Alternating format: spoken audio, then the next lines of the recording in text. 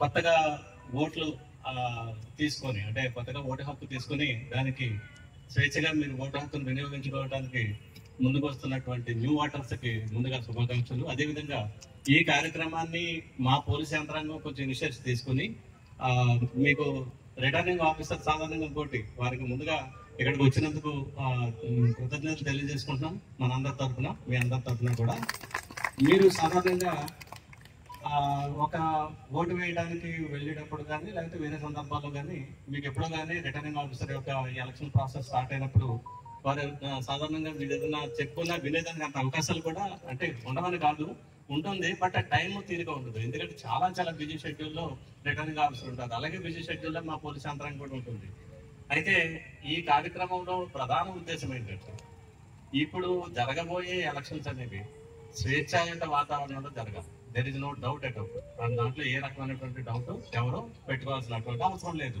రెండోది, election commission of India వారి ఆదేశాల ప్రకారం అందరూ కూడా ఈ ఓటు హక్కుని స్వేచ్ఛగా వినియోగించుకునే వాతావరణం ఏదైతే క్రియేట్ చేయాలో అలాంటి వాతావరణం వెల్ ఇన్ అడ్వాన్స్ క్రియేట్ చేయడం జరిగింది.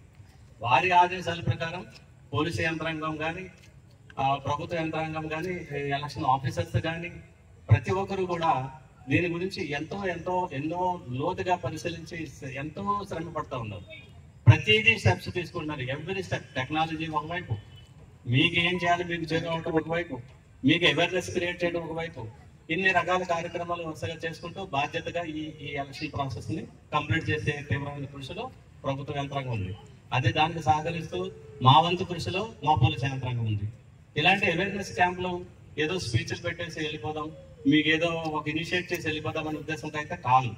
ఇలాంటి చిన్న చిన్న సభలు ఏ ఉద్దేశంతో మేము పెట్టదలుచుకున్నామంటే, మన ఏరియాలో గతంలో ఎక్కడన్నా ఇలాంటి సందర్భాలు మీరు అందరూ వినియోగించుకుని ఉంటారు. పెద్దలు కూడా ఉన్నారు, పెద్ద వయసు గల ఎంతో మంది ఇక్కడికి వచ్చి ఉన్నారు. మీరు ఎన్నో సందర్భాల్లో ఎన్నో సార్లు ఓట్లు వినియోగించుకుని ఉంటారు.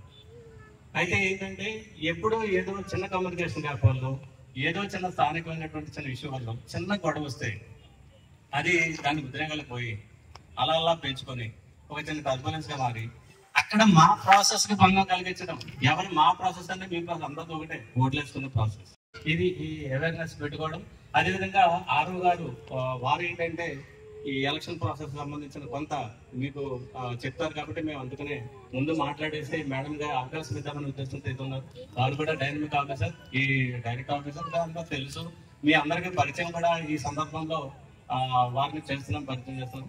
అయితే మా ఈ కార్యక్రమాన్ని ఎంత చక్కగా మీడియా మిత్రులు ఉన్నారు, ఎంతో మీ సహకారం చాలా గొప్పదండి. మీడియా మిత్రులు నేను కోరేది ఒకటే, మీడియా పాత్ర చాలా ఉంది సమాజంలో, కానీ ఎలక్షన్ ముందు మాత్రం చాలా గొప్పది. ఎందుకంటే మీరు ఎంకరేజ్ చేసేది, ప్రజలకి మీరు కమ్యూనికేషన్ చేసేది మీ రోజు చాలా గొప్పది.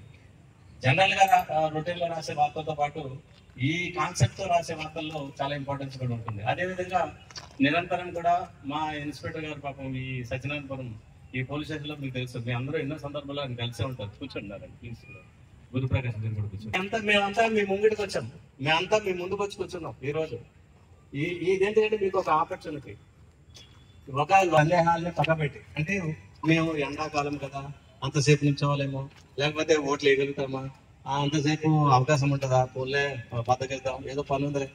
చూడండి ఓటు హక్కు ఎంత గొప్పదో ఆరోగ్యంగా చెప్తారు. ఎవరక్కర్లేదు, మీరు చదువుకునే దాంట్లో కూడా తెలుసు, రాజ్యాంగం మనకి అవకాశం కల్పించింది మన ఓటు హక్కు. ఎంత గొప్పదండి ఆ ఓటు హక్కు అనేది.